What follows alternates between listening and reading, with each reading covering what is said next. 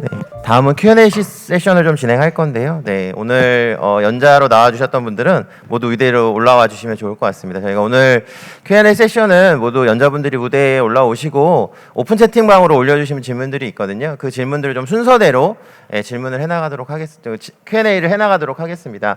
하지만 또 청중 중에도 질문을 하고 싶으신 분들은 손을 들어주시면 저희가 마이크를 넘겨드리도록 하겠습니다. 저희가 Q&A 시간을 계속 진행할 수는 없어서요. 앞부분에 계속 차례대로 진행을 하고요. 좀 끊어지는 부분은 이후에라도 저희가 메일로 좀 보내드리도록 하겠습니다. 근데 제가 확인을 해보니까 닉네임으로 올려주신 분들이 되게 많습니다. 저희가 찾을 수가 없기 때문에 닉네임으로 올려주신 분들은 오늘 답변을 받지 못하셨으면 저희 진행 측에 좀 알려주시면 저희가 메일로라도 나중에 답변을 드리도록 하겠습니다.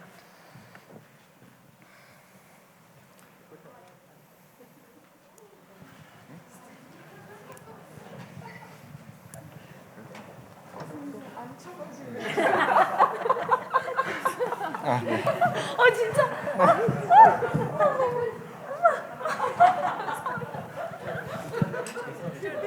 일자로 놔야 되나요? 이렇게 되나요?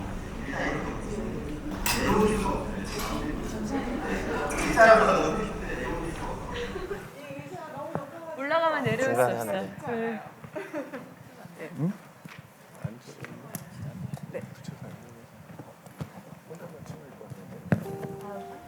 네, 저희가 미리 받아둔 질문이 꽤 많이 있습니다. 그래서 일단 먼저 받은 질문을 좀 진행을 하고 그 다음에 저희가 이 플로어를 오픈해서 질문을 미처 올리지 못하신 분들은 질문을 하실 수 있는 기회를 드리겠습니다.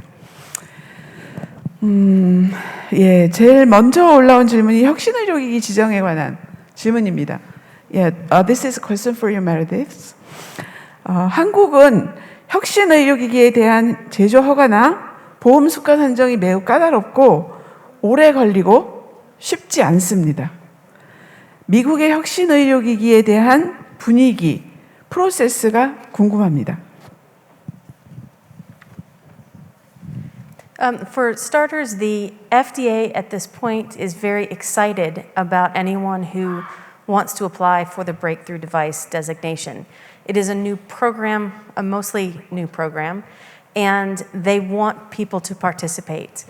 The second BDD that we did, I actually had an FDA reviewer call me and ask me to please submit because they weren't getting enough submissions.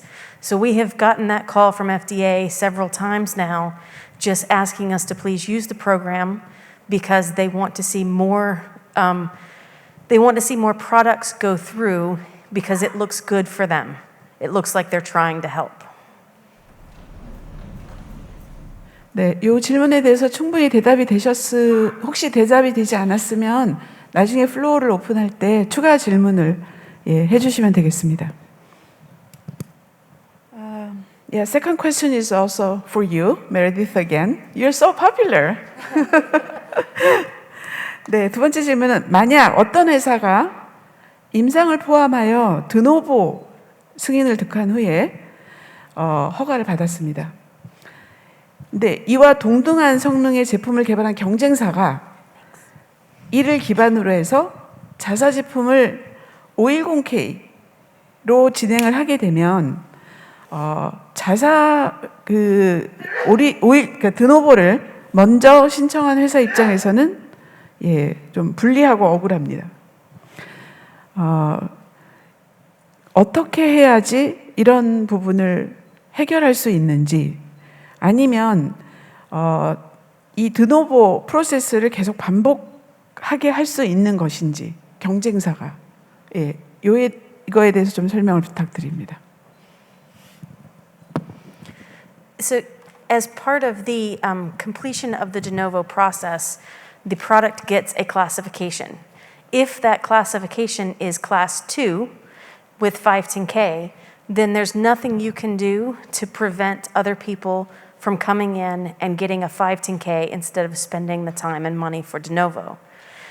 It is possible if you if you want to try to keep it PMA, you can try to go the PMA path instead of de novo. It will take you more time and money, but the next person will have to come in and do the exact same process that you did for yours. So it's a very fine balance, and it depends on if you want to convince the FDA that your product is Class 3 or convince them that your product is Class 2. 예, 좀 대답을 좀 정리를 해드리면, 우리 회사가 드노보를 받으면 우리 회사 유사한 제품을 만든 경쟁사가 두 번째 승인을 받을 때 510K로 바로 갈 수 있습니다. 그러니까 임상시험을 안 해도 되는 거죠. 그런 상황을 막을 수가 없다는, 예, 그런 상황을 말씀 주셨고, 만약에 경쟁사가 계속 임상시험을 하게끔 그렇게 하고 싶다라고 하면 우리 회사도 PMA로 가는 것이 유일한 방법이다라고 하는 설명을 주셨습니다. 제가 좀 추가적으로 좀 답변을 드려야 될 것 네. 같아요. 확실히 뭐 제조사에서는 이제 뭐 드노보를 통해서 우리 제품이 뭐 시간도 많이 들고 비용이 많이 드는 프로세스로 FDA 인허가를 받았는데 뒤에 따라오는 후발주자가 너무 쉽게 들어오는 거 아니냐라는 좀 컨선이 있으신 것 같아요. 하지만 그 미국 FDA 드노보 프로세스 같은 경우에는 프레디케이트 디바이스, 즉 유사 제품이 없다 보니까 FDA에서 우리 제품에 대한 성능과 안전성에 대한 기준 그리고 표준들을 제조사로부터 제시해 달라라고 요구를 하고 있습니다. 그래서 여러분들이 드노보 프로세스로 제품을 허가받을 때 그러한 기준들을 타이트하게 제시를 하시면 후발주자들은 그 기준에 따라서 저희가 510K를 한다던가 또는 드노보 프로세스를 하는 그런 좀 안전장치를 만드실 수 있습니다. 그래서 그런 부분도 함께 고려해서 PMA보다는 저희가 드노보를 할 때 그런 안전장치, 그러니까 시험에 대한 기준, 성능에 대한 기준, 안전성에 대한 기준들을 잘 확립하셔가지고 FDA의 인허가를 받으시는 게 오히려 더 좋은 방법일 것 같습니다. 네, 감사합니다. Meredith, you got another question again. Yeah, but the third question is very simple. What's the difference between the pre-submission and Q-submission? The Q submission is the general label for all of these submissions together. A pre-submission is specifically before you submit a 510K or a PMA or IDE. The term is called Q-sub or Q-submission because the number that is given to the document starts with a Q.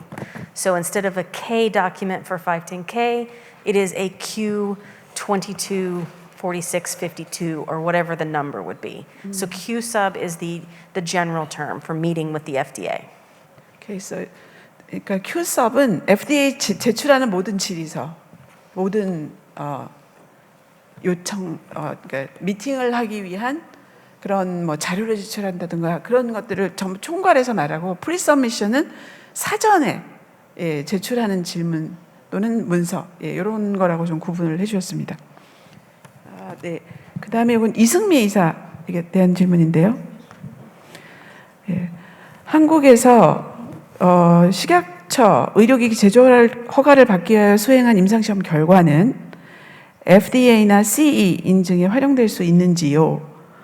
그거를 그 이승미 이사와 CE 인증에 대해서는 신동환 이사가 답해 주시면 되겠습니다. 일단은 아까 제가 약간 하이브리드 전략 혹은 한국에서 생성된 자료를 가지고 해외에 나가는 것을 우선적으로 고려했으면 좋겠다라고 말씀드렸던 내용에 답이 있다고 생각하시면 됩니다. 그러니까 일단 한국 자료가 GCP 기관에서 수행하고 여러 가지 적법한 절차를 거쳐서 생성된 자료라면 제출을 위한 기본 전제는 일단 마련됐다고 생각하시면 되겠고요. 그렇지만 이제 그 연구의 컨디션, 그러니까 이를테면 우리가 보고자 하는 것들에 대한 특성이나 아까 고려해야 될 점들에 대해서 좀 말씀드렸었잖아요. 그래서 이 제품의 특성상 우리 미국 현지에 혹은 유럽 현지에 있는 인종들을 꼭 포함해서 봐야 할 필요성이 좀 있다면 해외에서 임상을 하셔야 되는 거고, 그렇지 않다면 국내에서 생성된 자료로 제출을 하는 것이 가능하다라고 일단 답변을 드리겠습니다. 그렇지만 이제 거기에 조금 더 추가적으로 우리 제품의 사용 목적이나 인디케이션에 맞춰서 특별하게 보아야 될 항목들이 없는지를 좀 검토를 해야 되겠고요. 그렇다면은 그러한 자료들을 좀 갖춰야 될 필요성이 있다. 그래서 모든 면에 있어서 다 사용이 되는 것은 아니지만 일단 사용될 수 있다라는 긍정적인 답변을 우선적으로 드리고, 그렇지만 좀 일부 여러 가지 조건들은 검토를 하셔야 된다라고 말씀드리겠습니다. 뭐 좀 부연 설명을 드리면 이거는 뭐 제품에 따라서 케이스 바이 케이스로 좀 봐야 될 필요가 있는데 좀 일반적으로 좀 말씀을 드리면 일단 뭐 유럽이라던가 미국 FDA에서 보안상을 낼 때 인종 간의 차이가 있느냐라고 직접 보안상을 내지는 않고 있습니다. 네. 한국인으로 임상시험한 자료는 내가 확인했어. 하지만 이 임상시험을 통해서 나온 성능이나 안전성에 대한 것들이 미국 인구나 또는 유럽 인구에 적용했을 때 그대로 유지되는지 그거에 대한 근거를 달라는 식으로 보안이 많이 나오고 있습니다. 그래서 여러분들이 한국 임상 자료를 가지고 충분하게 한국인이 전 세계에 대표하는 인종으로서 그런 임상적인 성능과 안전성 자료를 뭐 그거에 대한 충분한 근거가 있다라고 하면 미국 FDA나 유럽이 인정을 할 거고요. 하지만 유럽이나 미국인에 적용했을 때 임상적인 성능과 안전성을 담보할 수 없다라고 하면 당연히 규제당국에서는 그에 해당하는 또는 추가적으로 저희가 검증한 자료를 요청을 하게 될 겁니다. 그리고 여러분들이 임상 자료를 할 때 이게 한국에서 임상시험한 한국인을 대상으로 한 임상 자료에만 지금 집중을 하고 계시는데 미국 FDA 같은 경우에는 그 실제 그 제품, 저희가 제조한 의료기기 제품을 사용하는 사용자인 의사 선생님에 대한 퀄리피케이션도 보고를 있습니다.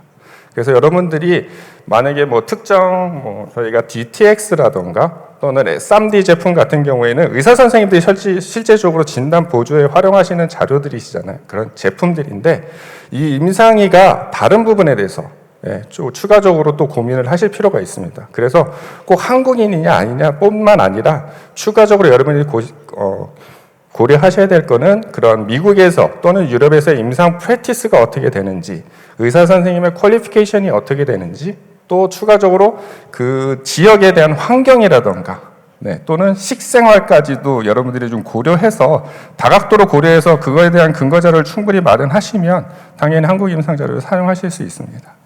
그게 부족하면 뭐 브리징 스터디를 통해서 미국이나 유럽에서 추가적인 임상을 고려하실 필요가 있습니다.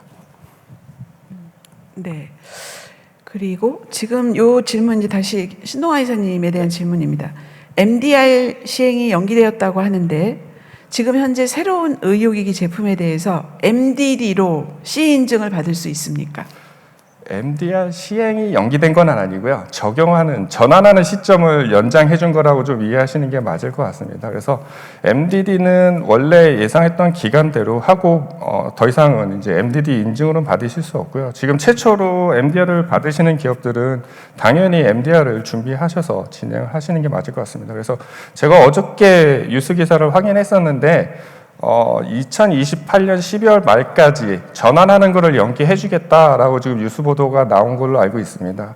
그 2028년 12월까지는 모든 의료기기가 다 전환을 연장해 주는 건 아니고요. 여러분들이 제조하시는 뭐 제품의 등급에 따라서 3등급 같은 경우는 2026년 12월 말까지 연장을 해준 것 같고, 그 외 중위험도 등급들, 그러니까 뭐 2A나 2B에 해당할 것 같은데, 그건 27년, 그리고 저위험은 28년까지 연장해주겠다라고 좀 발표가 난 걸로 제가 좀 기억을 하고 있습니다. 그래서 그 전환하는 연장 시점을 잘 봐서 좀 미리 좀 준비하시는 거를 좀 말씀을 드리고 싶습니다. 네. 네. 그리고 요거는 그 의료기기 웹사이트 그리고 광고에 관한 좀 질문이 들어왔습니다. Meredith, this is a question for you about the website and the advertising materials. 예, 글로벌 웹사이트에 FDA 승인된 사용 목적 외에 미국의 승인이 되지 않은 off-label에 대해서 표시를 할 때 어떻게 표시를 하는 것이 좋은지 가이드를 주십시오. 예를 들면 유럽 CE에 intended use를 표시하면 문제가 안 되는지, 아니면 단순히 FDA pending indication 이라고 하는 형태로 표기를 하면 되는지요. 마지막으로 This is another question.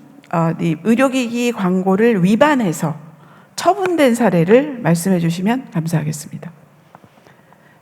Any enforcement actions against the violation?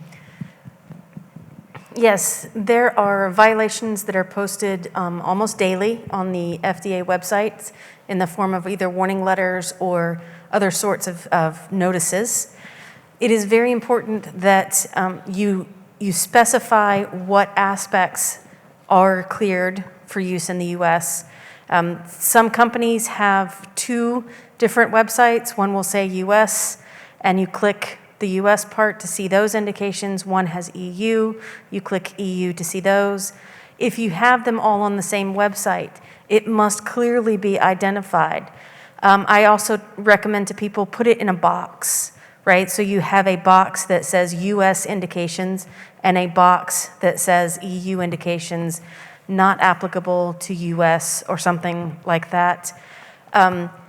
Additionally, the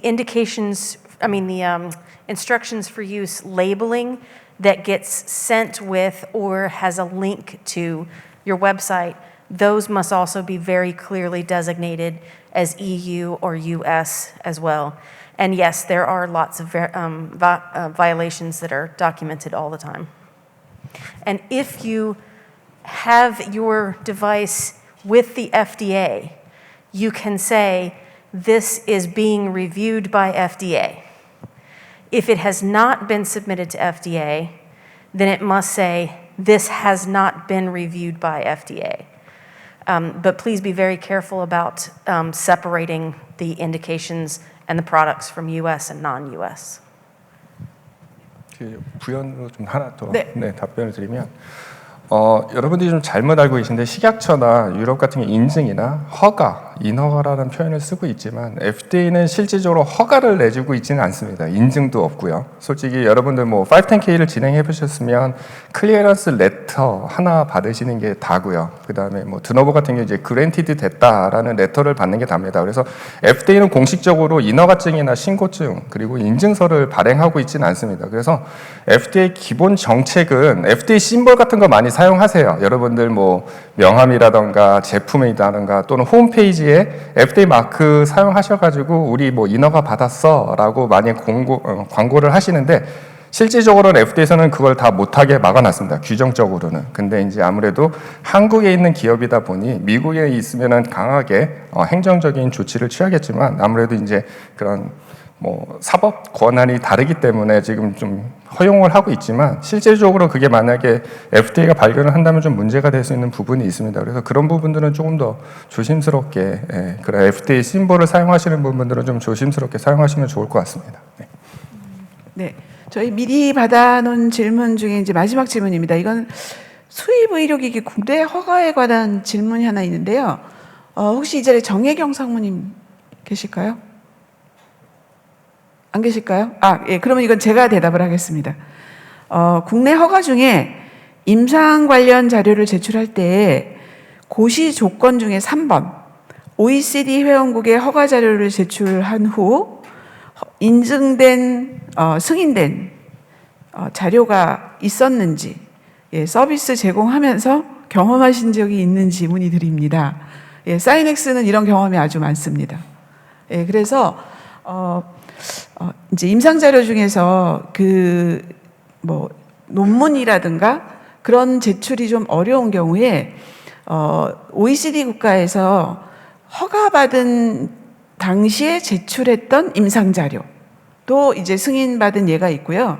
그리고 그런 것도 없는 경우에 그 식약처의 또 다른 조항을 보시면 신뢰성을 인정할 수 있는 임상 자료 이런 게 있습니다. 그런 조항도 적용해서 승인받은 적이 있습니다.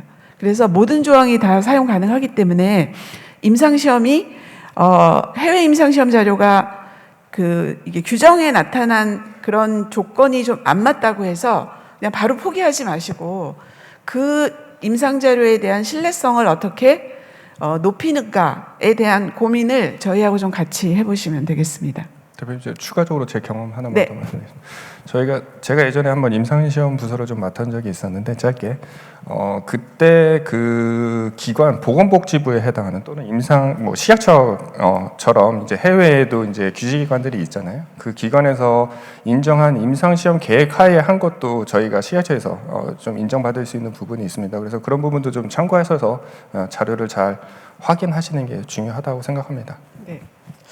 예, 저희 이제 점심 시간이 이제 다 돼가지고요. 저희 플로어에서 점심 먹기 전에 꼭 질문하고 싶은 분, 3분만 짧은 질문으로 좀 받겠습니다. 그리고 특히 셰넌에게 질문을 하고 싶으신 분들에게 먼저 기회를 드리겠습니다. 네, 질문 원하시는 분 손들어 주시면, 네, 여기 그 마이크 좀 부탁드릴까요?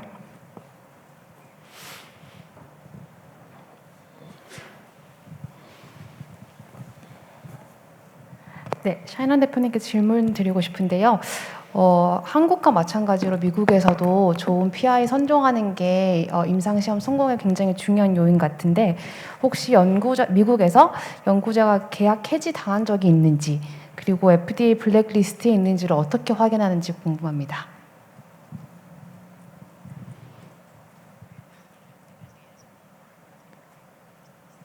The FDA website has a debarment list that you can go and check their names. Now, if they have been terminated from a study, you would have to ask the investigator that.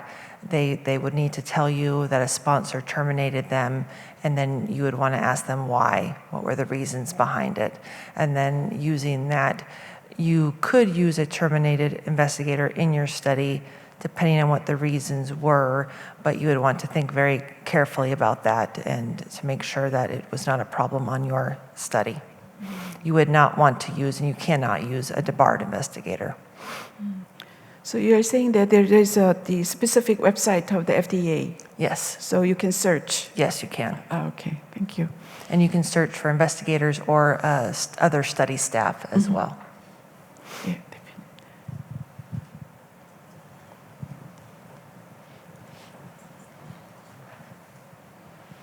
예, 말씀 잘 들었습니다.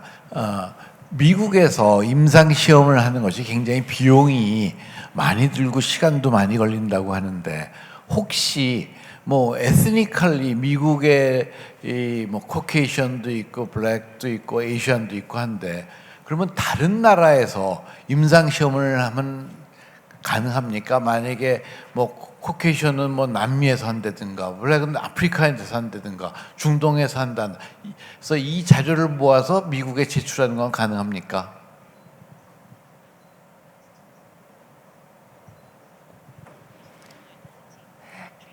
Yes, it is, and Meredith can also speak to this after I talk here, but you can use that data.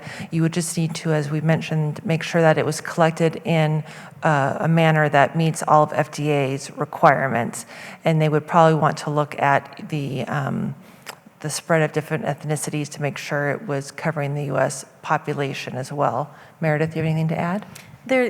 Someone did bring up, there's a guidance document from FDA on what you need to consider when you're bringing in data from other countries. And I believe it was also mentioned, it is important to understand that it's not just ethnicity of the population, because you're right, the US has a lot of different population types. Korea is actually the most ethnically not diverse country in the world. So there's a little bit that needs to be done, but we also have very different training for our medical personnel in the US compared to here. So both of those things are covered in that guidance document on how to bring in international data. 경험을 조금 말씀드리면 저희가 이제 미국에 실제적으로 프리서미션을 한 적이 있습니다. 그래서 뭐 지금 선생님처럼 똑같은 질문을 저희가 FDA에 이제 질의를 했는데 100% US 만약에 이제 유럽인을 저희가 대신 하겠다라는 케이스였는데 100% 다 유럽인 거를 FDA가 인정해주겠느냐라고 했을 때 FDA 심사원은 안 된다라는 답변을 받았고, 하지만 뭐 그런 유럽에서 임상을 할 때 뭐 유럽인 뭐 50%, 뭐 미국인 50%를 고려해서 한 자료는 FDA가 수용 가능하다라는 좀 답변을 받았습니다. 그래서 해외에서 한 거 100%에 대한 부분들은 지금 메리디스가 말씀드린 대로 이런 환경이나 다이얼 처리에 대한 부분들, 그리고 또 실제 사용하는 그런 의사 선생님들에 대한 퀄리피케이션도 좀 같이 아까 고려하라고 말씀드렸듯이 그런 걸 좀 다각적으로 고려를 하실 필요가 있습니다. 네. 예, 그리고 또 하나 저희가 좀 FDA 질문을 한 적이 있었습니다. 그래서 이제 미국 내에서 임상 시험이 필요하다면 어느 정도의 대상자 수가 적절한지 그걸 좀 문의한 적이 있었는데, FDA가 그 뭐 제품에 따라서 좀 다를 수 있다라고 하면서 그냥 일반적인 가이드라인은 최소한 한 30% 정도의 대상자가 미국에서 나온 임상 자료이면 검토할 수 있다. 예, 이 정도를 좀 얘기를 했고, 이제 제품의 특성에 따라서 뭐 인종적 차이가 매우 크거나 또는 사용 프랙티스가 매우 다르거나 이제 그런 경우에는 더 많은 그 대상자 수를 미국에서 임상시험 하는 거를 이제 요청할 수 있다. 뭐 그런 정도의 일반적인 얘기를 들은 적은 있습니다. 그리고 혹시 여기 SMD 제조사 있으신가요?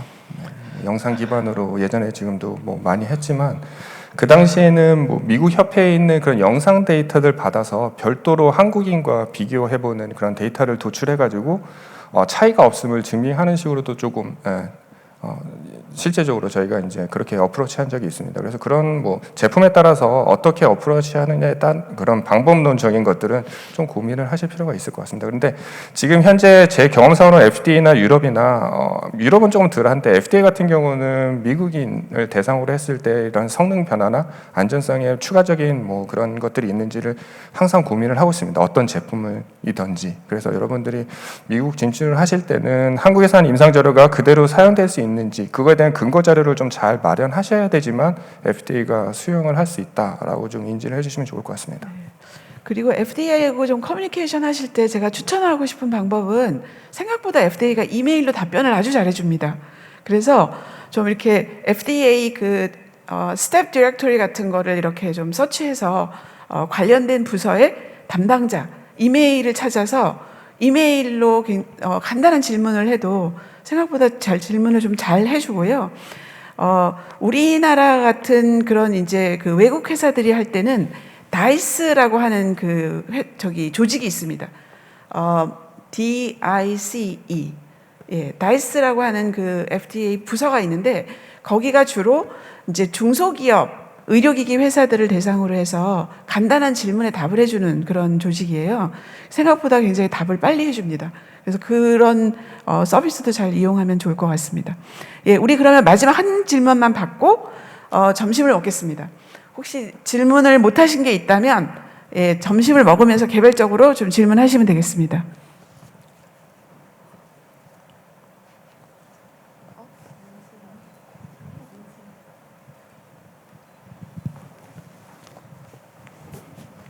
I have a question for Meridian.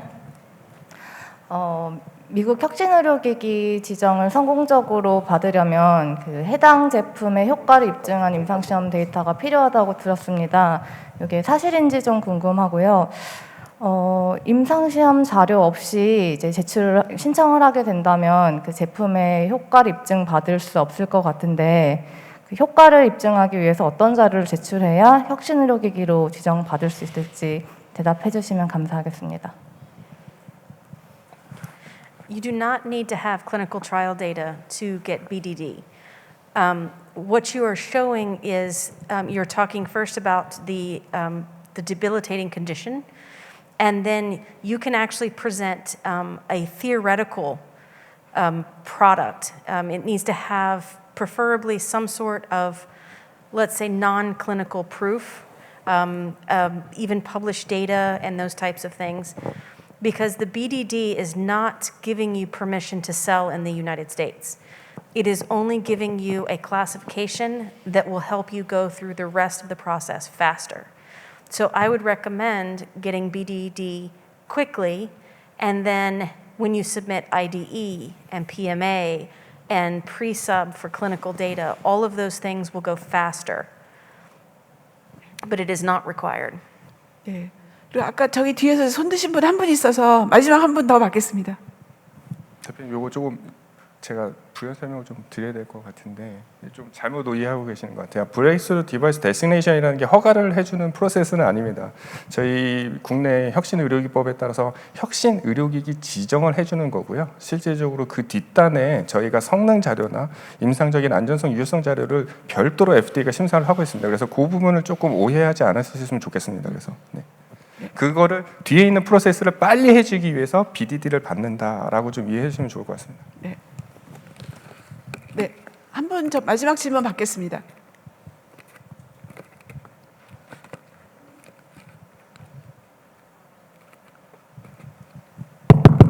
네, 사연 대표님께 질문사항 하나 있는데요. 미국 내에서 임상시험을 하려면 미국 내 스폰서가 필요하다고 들었는데 한국 제조사가 프로메디카의 임상시험 운영을 의뢰하는 경우 프로메디카가 미국 내 스폰서 역할을 해주실 수 있는지 궁금합니다.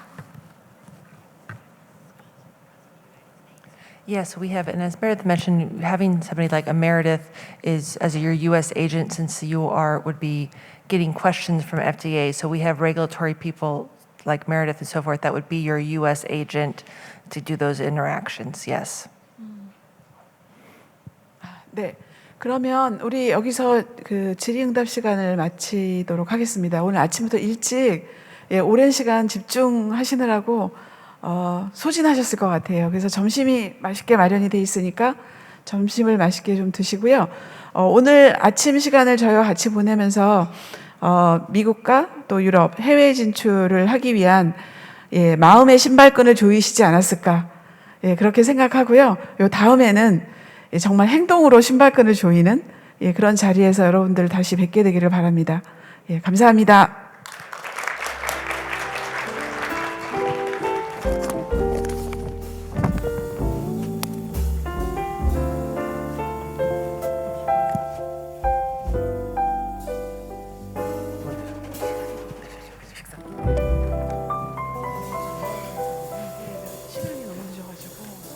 네, 식사 진행해 주시면 될 것 같고요. 밖에 나가시면 양측에 똑같은 메뉴가 준비되어 있습니다. 뷔페로 준비되어 있고요. 원하시는 것들 메뉴를 고르셔서 식사를 해주시면 좋을 것 같습니다.